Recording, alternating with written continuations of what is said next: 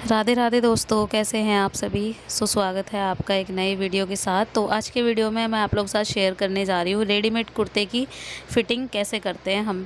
तो रेडीमेड कुर्ते जो होते हैं ना, वो बहुत ज़्यादा डबल एक्सल या फिर साइज़ तो बहुत मिलते हैं, मीडियम स्मॉल डबल एक्सल तो बहुत मिलते हैं।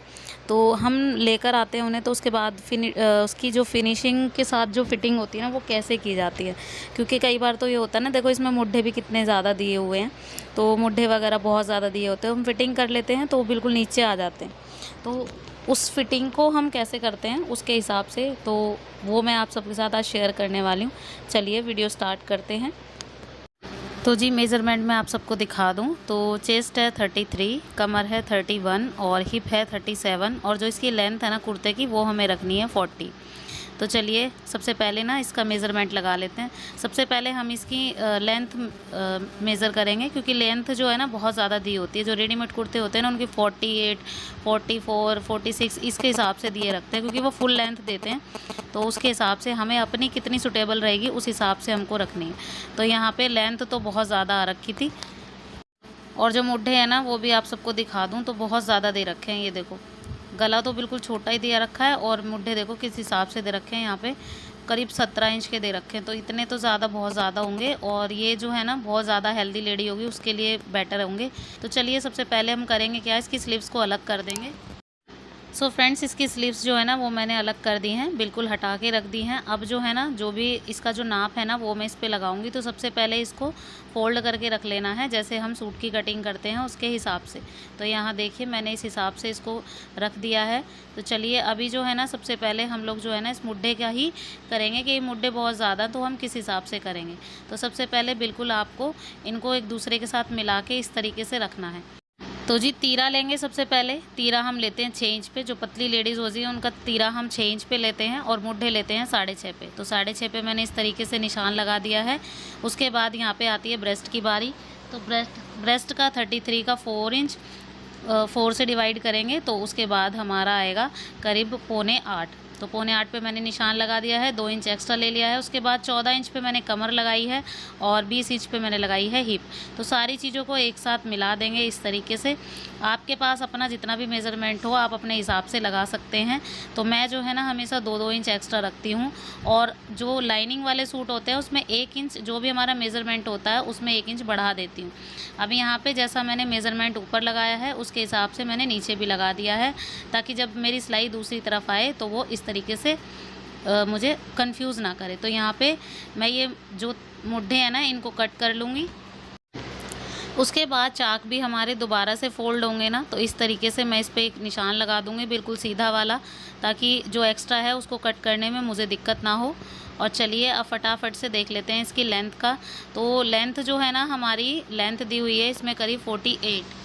अब लेंथ को भी हमें करना है कम, तो लेंथ हमें चाहिए करीब 40। तो पूरी जो है ना तैयार 40 चाहिए, तो मैंने उस हिसाब से कपड़े को रख दिया था यहाँ पे इस तरीके से।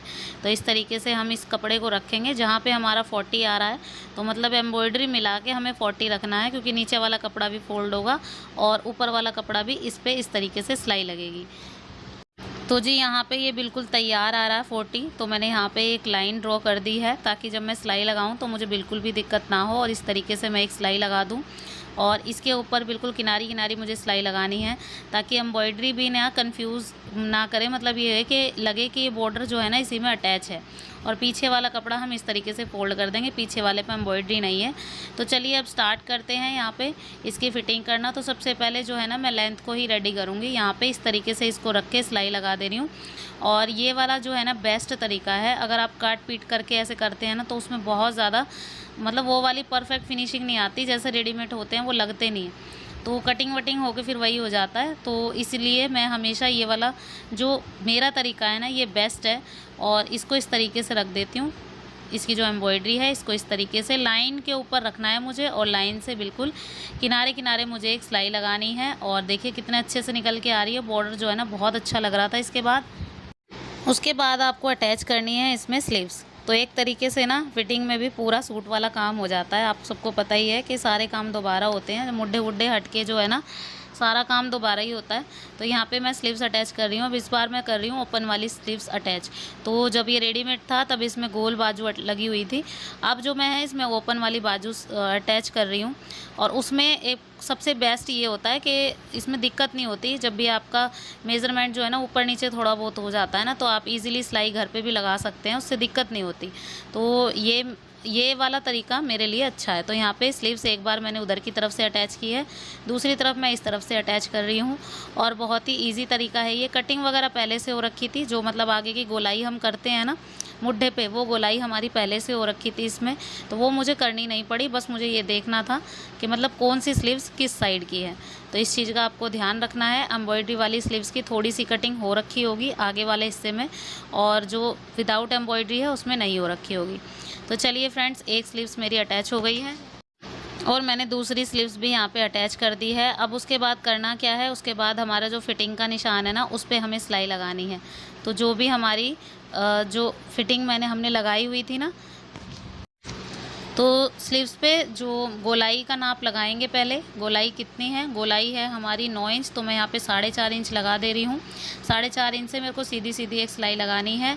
और जहाँ पे मेरी फिटिंग का निशान आ रहा है, जो भी मैंने फिटिंग वाला मतलब मेज़रमेंट लगाया था, उसी पे मैं इसको लेकर चली जाऊँगी इस तरीके से, और नीचे तक मुझे ले जाना है। तो चाक फोल्ड करने हैं ना, तो सूट की तरह ही मुझे करना होगा। इस पर सिलाई एक बार लगा के वापस से लेकर आनी है। तो वही जो हमारा नॉर्मल सूट वाला तरीका होता है, उस हिसाब से हम जो है ना चाक इसके फ़ोल्ड करेंगे। तो यहाँ तक मेरी सिलाई हो गई थी ओवर, और जस्ट इसके बाद इसको हम दोबारा से एक बार फिर से घुमा देंगे। और ये वाला तरीका सबसे बेस्ट होता है स्लीव्स लगाने का। तो कटिंग वगैरह कर लो कितनी भी, गोलाई कर लो कितनी भी, लेकिन बाजू हमेशा खुली लगानी चाहिए।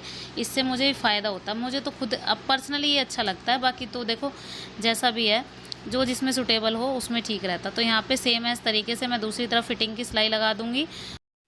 उसके बाद जो बैक वाला पार्ट होता है ना, उसको भी हम कटिंग कर लेंगे। जो मतलब इसकी सिलाई फ़ोल्ड की हुई है ना, बस उसको निकालना है हमें। बाकी का जो अभी है हमें पूरा मतलब फ़ोल्ड कर देना है। जिस हिसाब से बॉर्डर लगाया है आपने, उस हिसाब से आप इसको रख लीजिए, और उसी के हिसाब से आप इसको सीधी सीधी एक सिलाई लगा दीजिए। तो इस तरीके से आपको एक सिलाई लगानी है। बैक वाले पार्ट पे सिलाई लगाने से पहले हमें जो एम्ब्रॉयडरी के नीचे वाला कपड़ा था ना, इसको भी फ़ोल्ड करना ही होगा, क्योंकि फिर वही है, फिर ये भी इसमें काउंट हो जाएगा। इसलिए पहले मैंने इसको फ़ोल्ड किया है। इसको भी फ़ोल्ड कर देंगे इस तरीके से, और सिलाई ही लगा देंगे। इस पर भी कवर अप कर देंगे इसको।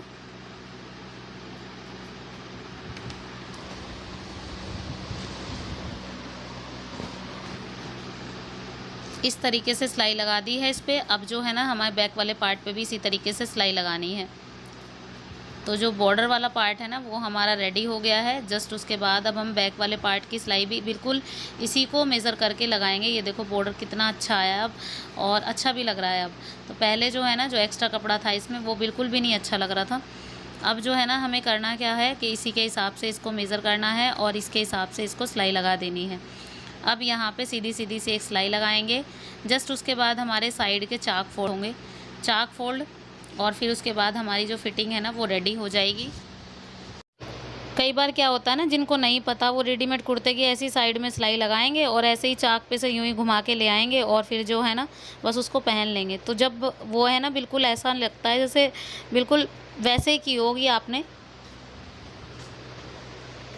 फिनिशिंग नहीं आ पाती उसमें।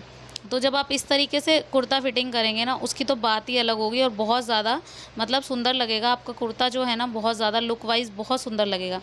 अब यहाँ पे देखिए मैंने चाक भी फोल्ड कर दिए हैं इसके, इस तरीके से सिलाई ही लगा दी है। ये देखो दोनों तरफ से कवर कर दिया है, और तो जी हो गई है फिटिंग रेडी। और अब देखिए कुर्ते में कितना अलग लुक लग रहा है ना, बहुत सुंदर लग रहा है। तो कैसा लगा आपको आज का वीडियो, पसंद आया हो ना, प्लीज़ तो लाइक किए बिना मत जाना। चैनल पर नए हैं तो प्लीज़ चैनल को सब्सक्राइब भी कर लेना। मिलती हूँ नेक्स्ट वीडियो में। Till then bye bye and take care.